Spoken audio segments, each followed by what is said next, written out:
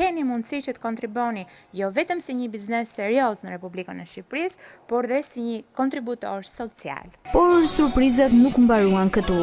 Ekspertët e kompanisë One Telecommunication kanë kapur për herë të parë në Shqipëri 1.2 gigapix në një test shpejtësie. Ky rezultat është arritur gjatë një testi shpejtësie.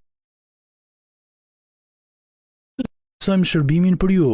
Të njëjtin optimizëm e shpreh edhe aksioneri më i madh i kompanisë Elvin Guri. Është kompania e parë e telekomunikacionit në Shqipëri.